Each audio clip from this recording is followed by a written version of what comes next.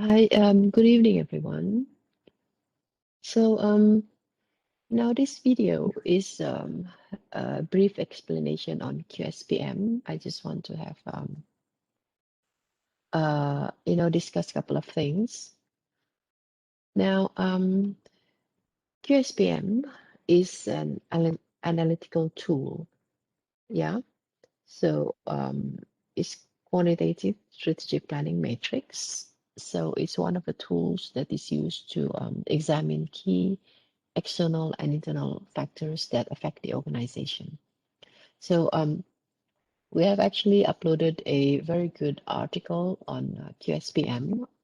So please go over this particular article. The title is the Quantitative Strategic Planning Matrix of QSPM. Yeah, it's very detailed. It tells you exactly what is QSPM and how to go about creating the table. All right. So what I'm doing here is just a brief guide on what this is. Yeah. So now KSPM basically indicates what strategy, okay, the best strategy to pursue. Okay, at the end of it all, okay, after you have created a table, it tells you which one is the best strategy to pursue. Yeah. So it capitalizes upon the strength and opportunities that they have actually derived from the IFE, yeah, and improve on weaknesses and avoid threats. This actually is from your EFE, yeah. Okay, now quickly moving on to the next slide. The basic principles of QSPM. So basically, this is the tenets of QSPM. One has to systematically assess the internal and external environment of the organization. So this is what you have to do. You assess, right? You come up with the IFE and EFE and EFE and IFE. Okay, so you conduct research.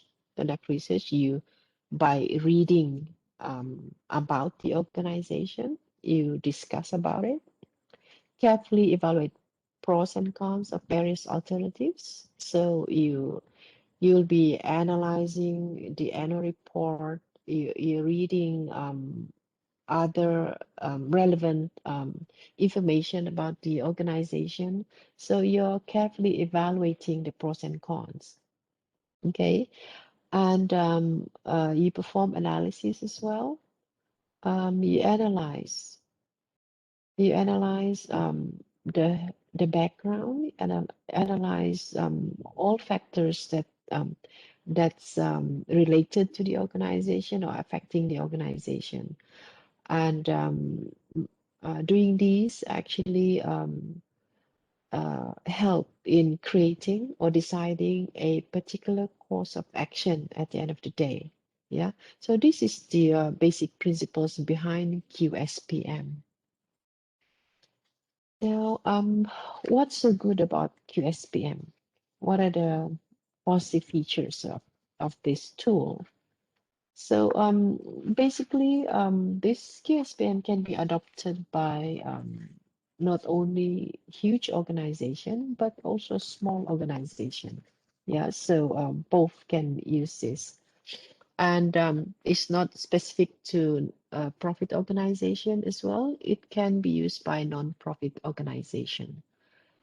Now, the other good thing about QSPM is that it requires integration of internal and external factors to be able to make a just decision.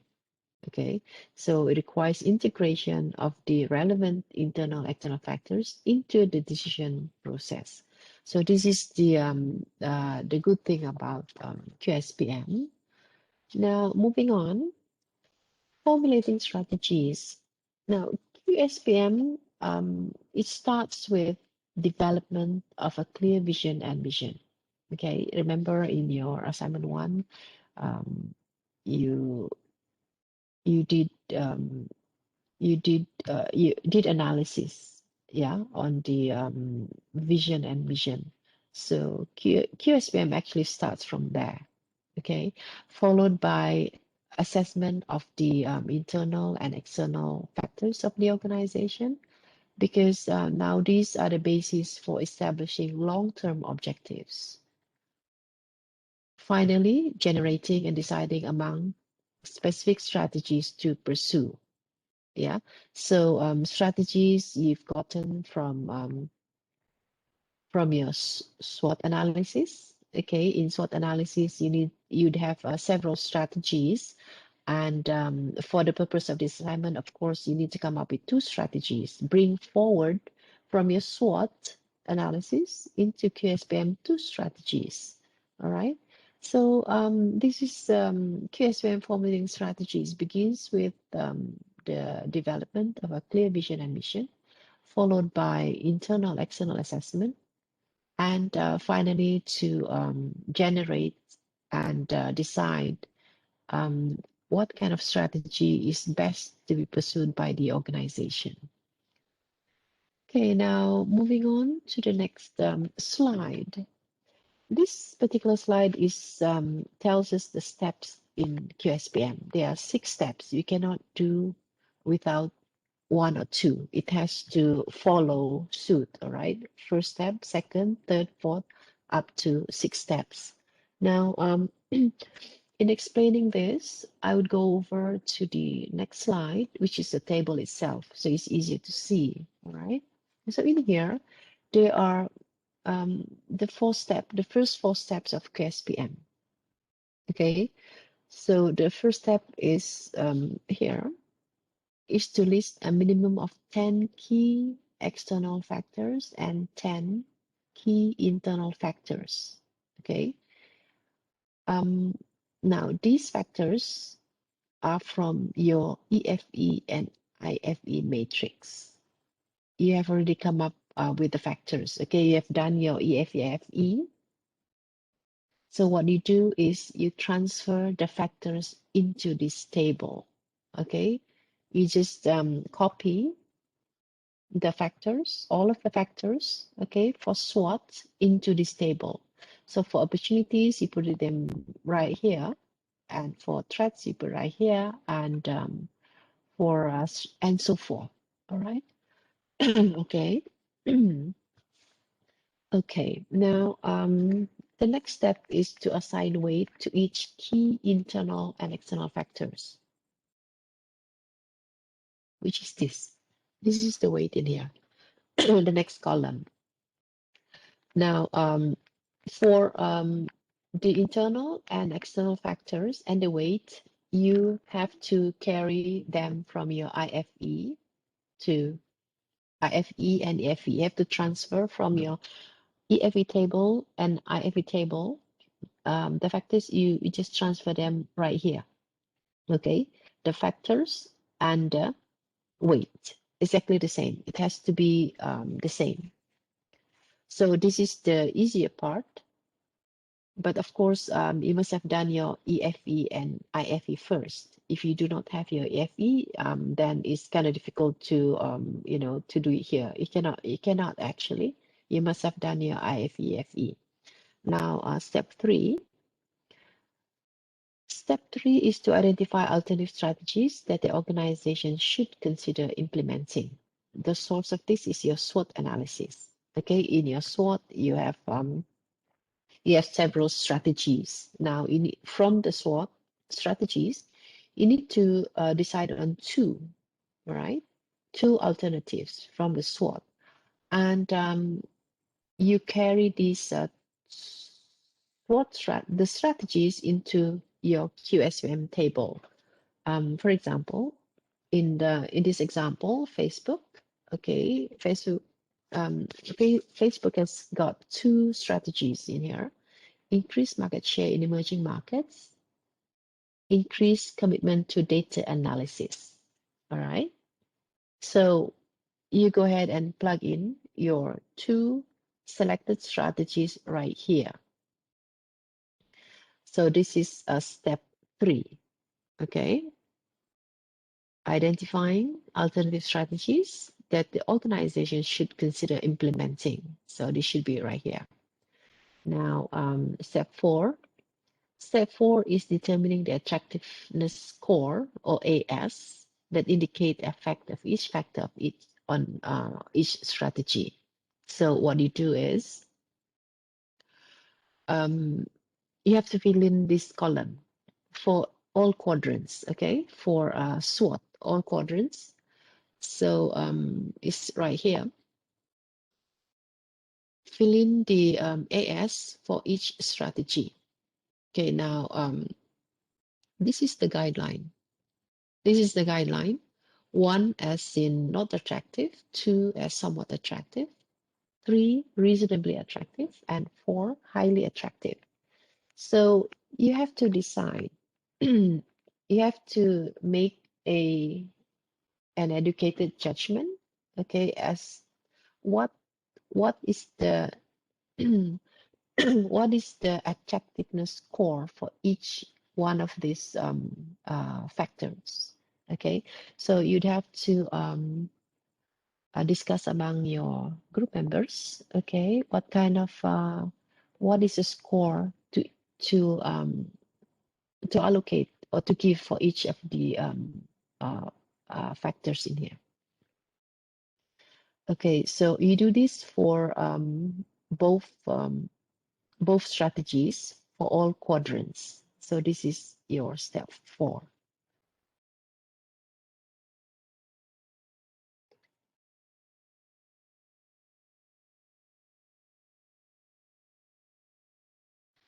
Now, moving quickly to the next slide is the step 5 and 6.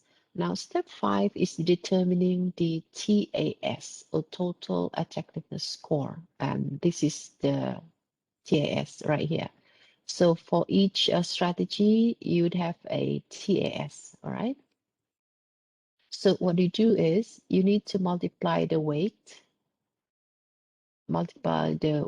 and AS. Okay, multiply weight.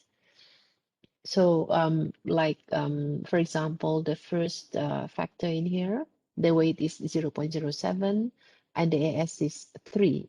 Yeah, so 0.07 times 3, so you come up with this. Okay, and this is for strategy number 1. So strategy number 2, you do the same. Weight times AS, so you'd have 0.14. All right, so this is step number 5. Step number 6 is the last step, is to total the TAS, okay, to come up with the final score in here for each strategy. All right. So the sum TAS reveals which strategy is most attractive in each set of alternative. Okay, so this is the first alternative, first strategy, second alternative, second strategy. So this actually determines the score in here, the total actually determines which one is the the best strategy to pursue for the organization. Okay, so what you need to do is to select the strategy with the highest score, right?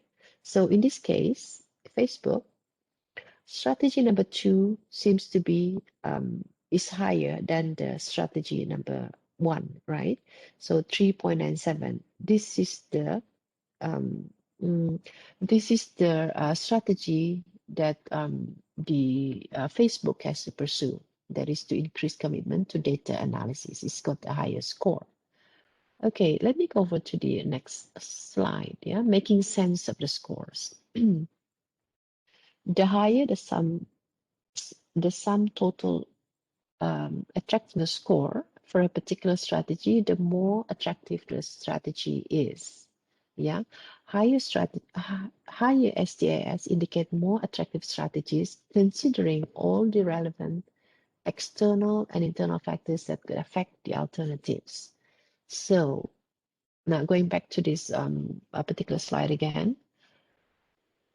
Now, making sense of the score, the higher Okay, the higher the score, the better the strategy, it says. All right. So this is how you come up with the Qspm and deciding, okay, which one of the strategy actually is best used by the organization. Okay, by looking at the score. The higher the score, the better the strategy. And in comparing between two strategies, you select which one is the highest strategy, and that would be the strategy to pursue. Okay, now QSPM is not without limitation. So I've actually put down two to consider in here. Um, the first one is only as good as the prerequisite information. Now, what this means is that you have analyzed the case. Okay, you have read the case study, and you have done your EFE, IFE. Okay, so and you have put weight and so forth. All right, and you have done the this based on your educated assumption, judgment, based on your analysis of the case. Therefore, you put weight and things like that. So the input is very important. Okay, in your input for IFEFE and whatever you put in your SWOT, okay, is very important because that would be the basis. Okay, that would be the basis. Now, the second one requires good judgment, educated assumption in assigning attractiveness score. So this is a limitation as well because different groups could have different judgment, different assumption, and different individual would see different factors. Yeah. Um, y- so this this is a limitation because the question would probably be then what then? Which one is more valid? Yeah. So these are just two limitations. There are actually many more. Now, but whatever it is, QSBM should not dictate decision, but develop an input for decision making.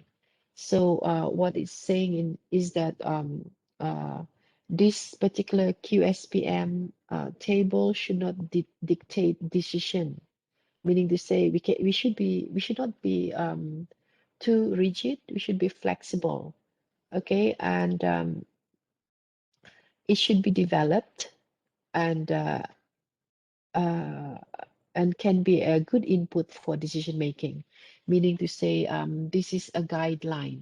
Okay, we are able to see, okay, this strategy number two is more attractive because based on my knowledge, based on my analysis, okay, I'm able to see that this has a higher attractiveness score, therefore this is a good strategy. Yeah, but again, like I said, we need to be flexible. Okay, we cannot totally if we want to be we want to depend. That's why we have this table to we have done this table because we want to see which one is more attractive, right? But what it's saying is that it can be further developed. Yeah, it can further develop, and the input as well can be we can always go back to the inputs. Okay, what kind of factors that probably is missing, or there are probably factors that we have omitted. We can always put them in. So these are good for decision making. Okay. Okay. Now I think this is the last one, last slide. Oh, there's another one. Now, the last one is the benefits of QSPM. So, having said those limitations, right, it actually there are more benefits than limitation. Yeah. So, this QSPM actually is a good analysis because represents an objective basis for decision making. I'm sure you sort of agree because you know you I mean working reflecting okay on what you have done from assignment one and up to QSPM, okay, the performing the analysis, reading through the history background of the organization, doing your evaluation, assessment, and all those process, right? It's actually a objective basis. Okay, not very objective. It's an objective basis for decision making. Okay, because we are utilizing the internal and external factors, the assessment of the organization. So these are good benefits of QSPM. Okay, so this is this comes to the end of what I wanted to share with everyone. All right. So hopefully this more or less help you in in coming up with your QSPM table. If you do have question, you go ahead and post them in the Q&A on Smart 3, yeah, or if after doing this QSPM, which is the last step that the last table that you're doing in here before doing your recommendation and conclusion. Okay, if you're still unclear, you go ahead and let me know, and we can discuss. All right. So thank you for listening. Okay, or for listening to this video, watching this video till the end. Okay, thanks everyone.